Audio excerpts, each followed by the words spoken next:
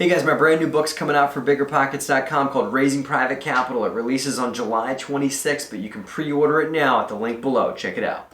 What is happening, Bigger Pockets? It's Matt. So today we're going to talk about what you really need to talk about when you talk to a private money partner, potential private money partner, because I think a lot of people, a lot of investors, and I'm guilty of this too, when they talk to a private money partner, they're going to jump in and start pitching the deal and start saying like, I'm going to make you a 17% return, cash on cash return on your money, or this is the internal rate of return, and this is this. So this is really what you want to talk about, especially when you talk to a new private money partner that you've never talked to before. I'll put the word new here, okay? Okay. A new one they've never dealt with before. This is your establishment conversation. Maybe you have a deal, but this is what you got to talk about when you talk about them. When you talk to them, okay? The real stuff that you got to bring up. Number one, okay. First thing they want to know, and these are all things that I came up with these by putting myself in a private money partner's perspective, and I promise you these work very well for me to approach it from looking at it from their side into my side. Okay, so the first thing is trust. Okay, sounds silly, but it's true. Why should they trust you? Okay, what's your track record? Have you done any deals before? If you haven't, it's okay. But if you haven't done deals before, you got to talk to people that trust you already. That already trust you because you're Joe Smith, not because you're Joe Smith with a huge track record of real estate. Okay. What else do you bring to the table? Your skills, right? Your the time you have available to put into real estate. Maybe you've got some cash you're going to put in alongside them. You putting money in alongside them generates an enormous amount of trust, and a lot of investors immediately want to, well, how much are you putting in? Because I'm only going to put in what you put in. There's ways around that conversation. That's maybe another post we can do, is how to broach that conversation on, are you going to put money in too? Because that's a conversation, and if you are, make sure that they're aware of that up front, because that generates trust, and you've got to establish trust first for yourself. Okay? Because if they don't trust you, they ain't giving you their money. Stop right there. Doesn't worry about what kind of cash on cash you got, what kind of internal rate of return your deal's got. None of that matters because they don't trust you. Okay? So this is the first thing you have to establish. And then if this is your Uncle Charlie or whoever, then he probably trusts you already because you are who you are. So, but these things still should get at least brought up. And just make sure that he or she trusts you to begin with, and establish that level of trust first. Okay? Here's the second thing. Okay? And you're still not going to talk about the deal. You're still not going to get to tell them what kind of cash on cash return they're going to get, or how great the deal is, or how much money they're going to make in partnering with you, or anything like that. They want to know that they're protected.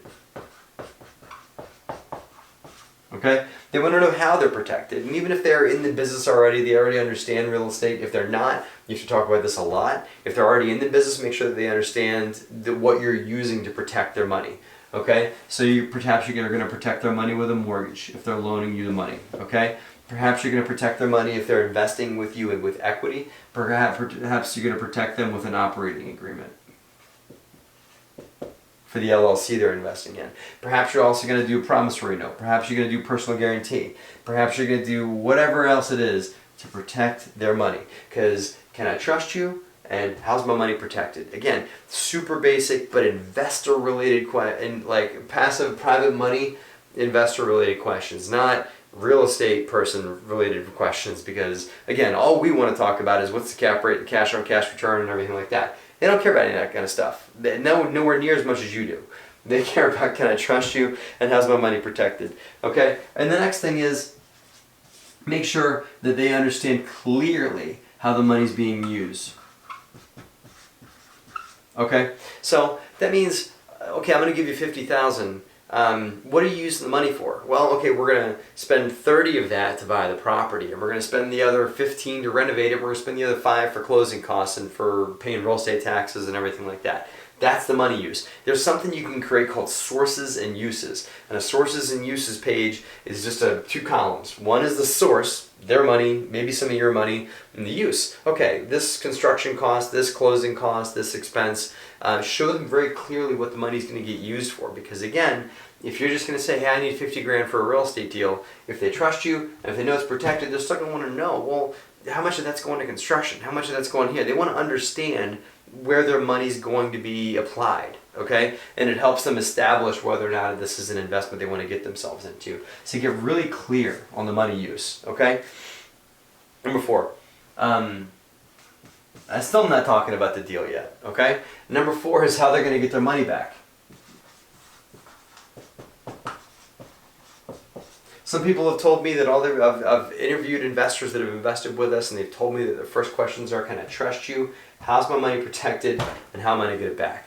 I mean, the money use too matters as well, but how am I going to get my money back is a huge, huge conversation, because it's their money. And if they trust you and they understand the protection, it's like, well, how soon can I get it back? Okay. And how am I going to get it back? Okay, we're going to get it back on the sale of the property. Okay, well, what's it going to sell for? Then you get into those slight conversations, but again, it's not so much about the deal. Remember, when they ask questions like this about, well, what's the property going to sell for, they care less about the profit that you or them are going to make on the deal. So the reason they're asking if they're investing in a flip with you, it's more about getting their money back.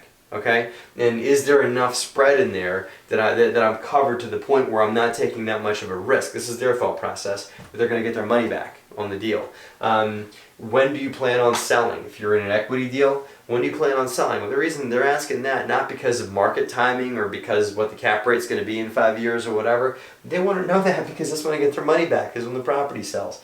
So you speak to them in their language. This is private money partners language on when am I going to get my money back, okay? And this is how you need to present it. Now, the last one, once you have clearly established items 1 through 4, the last one you can talk about is the deal, okay?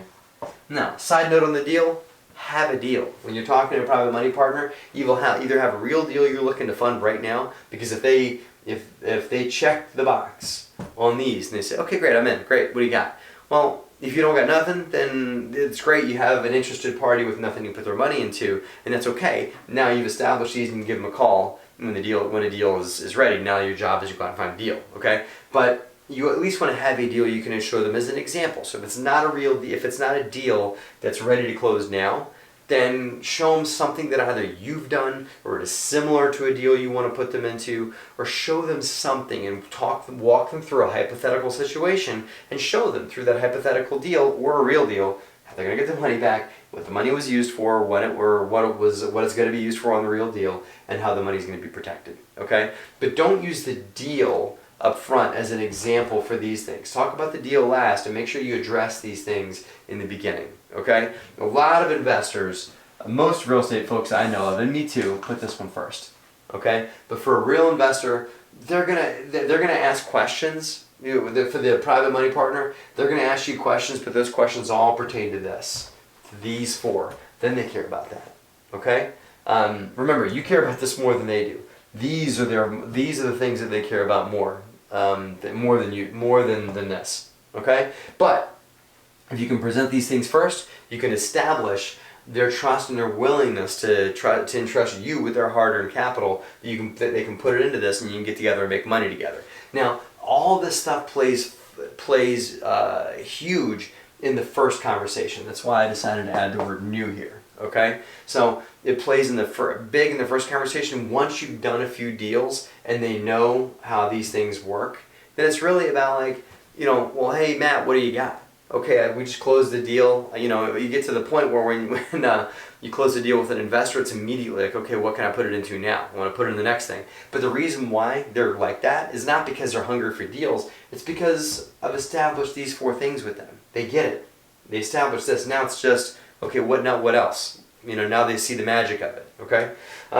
So my hope is you guys can take this and apply it in your business and go and enroll tons of private money partners. I just wrote a book for bigger pockets called Raising Private Capital. There's this conversation and there's a million other conversations on raising private money that you guys need to check out. So go to Bigger Pockets and check out Raising Private Capital. It's a book that's out for BP and it's phenomenal. So this conversation is there and some other stuff too.